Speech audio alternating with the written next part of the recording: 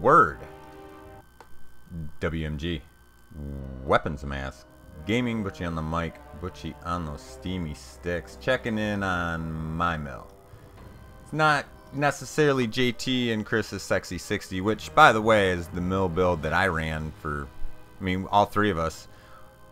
What little we played that deck, that's pretty much how we played it. You know, a card here or there, but that's basically the style we played, with big beats, or with, you know, creatures and mill. Just try and mill them enough to get down, to get your 10 cards, get your phantasms out, win the game. Defense with clones and body doubles and such. But, I lost a, come on, I need an opponent. Thank you, T4O. So I was playing against a subscriber, John Finken. I played him a 2 out of 3. He was playing mill, and I was just playing, I played a different deck all 3 games, and he beat me best 2 out of 3. And he beat me like with authority. The 2 games he beat me, like, they were beat downs, and he milled me each time. He didn't beat me with the flyers. He milled me both times, and it was very dramatic the way he did it too. So he offered to send me his build, and he sent me his build, and I ran it, and it was good. And much like all the other mill decks, more like most of them, it was all or nothing. But I felt like there was I liked the style. He was basically, instead of playing it, he was playing it as a straight mill deck with the Howling Minds and Prosperity and the whole 9 yards. But there was a couple things I thought that I could tweak to make it even better.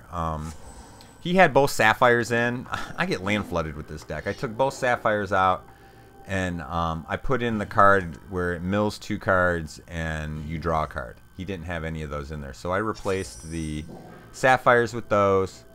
I put one of the Scarplexus, however you say it, guys in there, because if you get him in your opening grip and you get that 13 right off the rip, you're ahead of the game. And you know, for me, I tend to win the games that I have him in my opening grip. Plus, sometimes it's really nice to just have that big bomb to play later, you know. So I basically took Finken's deck and I tweaked it, and so now this is my hybrid Butchie Finken deck, and you know, for mill it works really well. Like as you can see with this game, probably not gonna mill him. He's running a billion cards, but you know, I got him down to 10 now, and I can start dropping phantasms and smash him in the face. But as far as like Prosperity, Howling Mine, and that artifact that has you draw 2 cards at the end there, I don't play those until or unless I have to. I'm not going to give him card advantage early. I hold on to those cards. I just don't. I don't play them. Even if I'm trying to mill you, I wait until it's closer, till it's the end of the game. Like one of the subscribers said in JT's Sexy 60, the games tend to be close with mill. They really, and I 100% agree. I have had more close games with mill on both sides of it. Being milled, I was down to 3 or 4 cards, and you know, I get something that just, you know, I get a hasty creature or a burn that, you know, kills him right then, and I'm like, whew. Or I'm playing mill, and you know, he's at 20 life, he's got, you know, 18 cards left, I'm at 1, it's my turn. You know, I draw the right card, I'm able to mill him those 18 right there. Like, they are really close games, so I thought that it would help to have Prosperity for the burn at the end of the game, because that's exactly what it is. Another subscriber said, yeah, it's like Fireball to their deck. It's exactly what it is. I use all those things at the end of the game if I need them, and if I don't, then they just sit in my hand and it's, you know, a dead card, whatever. It's the mill deck. I would prefer to mill someone than to just beat him with the 5/5 flyers, you know. Unless I was building the deck that way, in which case I would build it completely differently. But it's just not as much fun to beat someone with, you know, 2 5/5 flyers that you can get down turn. You theoretically, you can put them down, 2 of them down turn 3, and have them both be 5/5s. You know, it's hard for most decks to deal with that.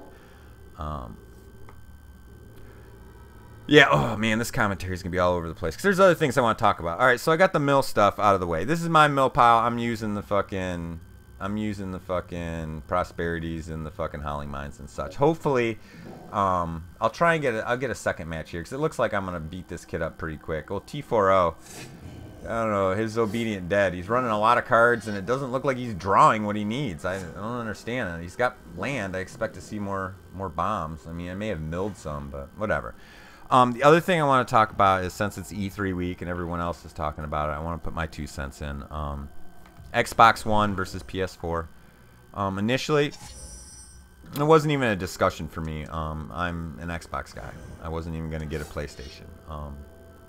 How this all came about, I mean, frankly, it was all about money. The world revolves around fucking money. Don't let anyone tell you that money doesn't buy happiness. It might not buy you, pure undiluted fucking joy, but it's a good down payment on happiness. Trust me, money is a good down payment on happiness. I don't believe that cliche.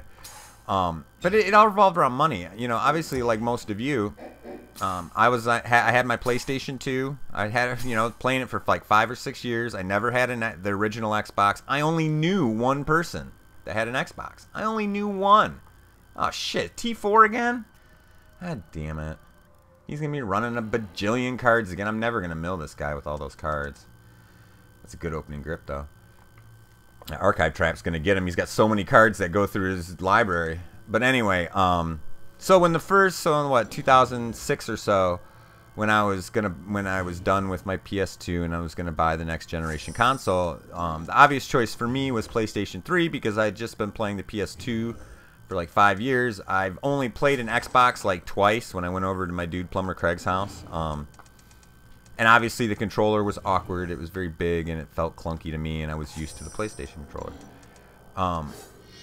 And then the new consoles came out, and I went to go get my PlayStation, and it was fucking, $100 to $200 more than the PlayStation, and I just didn't have the money at the time. Like, I did not have, like, I think the original PlayStation, the cheapest you could get one was $500, and you could get an Xbox for $4, and I just literally didn't have it, and I was kind of pissed.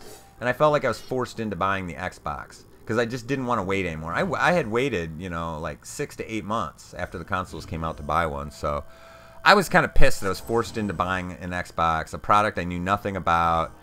I was upset. But then, as time went on, obviously, I became an Xbox guy, there are some advantages to Xbox.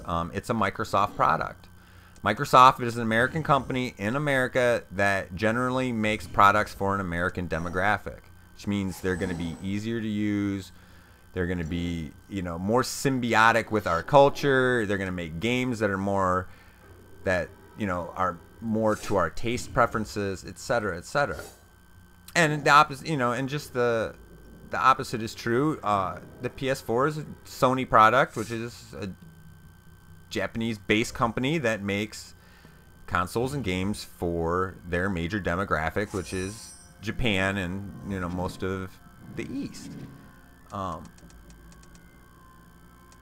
So obviously, when the new consoles were coming out, it was a no-brainer. I'm just gonna get an Xbox.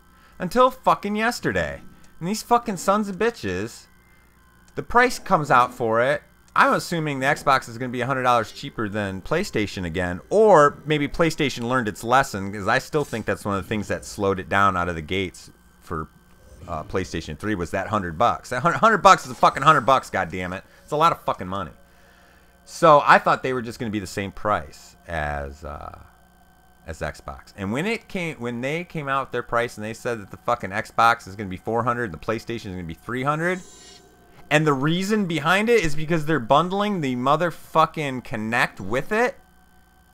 I fucking lost my shit. I am so, like, all these people that are pissed about Xbox trying to become a living room entertainment console, that's fucking ridiculous. That's nothing to get pissed about. That's actually a good thing. That's just more free shit for us. It's more utility out of our thing. It's not going to take away from the gaming.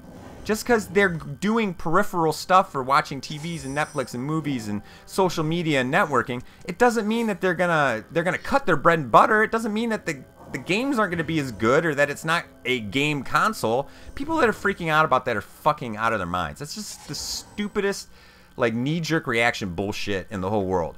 Xbox and PlayStation, they're both gaming consoles that do other things, and that's what they do, and that's where they make their money. So the fact that Xbox One is trying to do more isn't going to take away from the gaming, so All you people that keep saying that, stop. You're being ridiculous. The beef with Xbox this time around is that they're bundling that motherfucking Kinect, which I have no interest in. I promise you I will never fucking use it. And they're making us pay $100. They're making me pay $100 for something I don't fucking want and I will not use. And then, of course, they tell you, you guys can go look this up. The original rumor about Xbox, about the always on and games weren't going to work without the internet, it turned out to be a false rumor. But the root of that rumor, the genesis of that rumor, is that the Kinect is always going to be on. It's going to have its own separate power source, and it's going to always be on because they want to track what they... One of the specific things they said is they want to know how many people, if you're watching a movie on Xbox, they would like to know how many people are watching it. Now, they're saying that they're doing this stuff to gather information to give a better product and blah, blah, blah. Bullshit. They're spying on you so they can figure out how to make more money.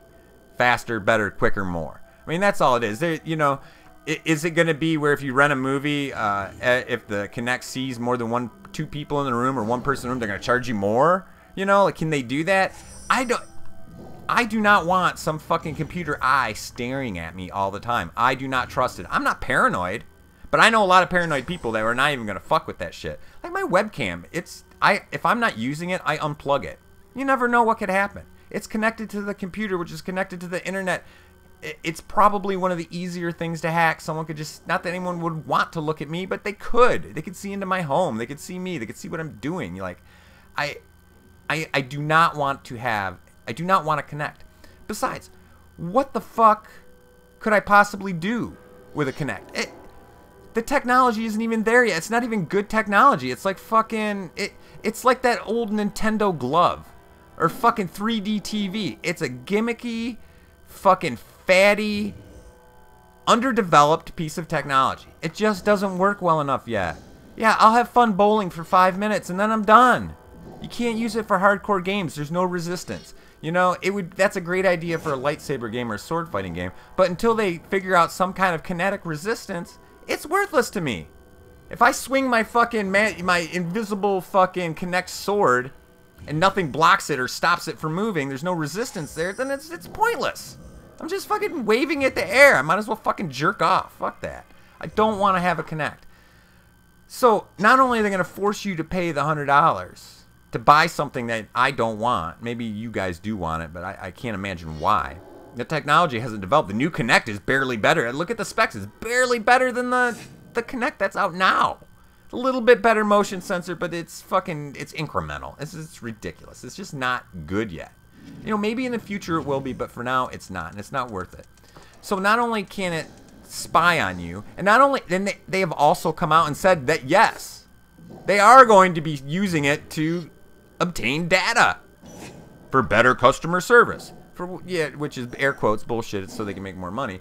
But I don't want anyone seeing me. I don't want anybody fucking...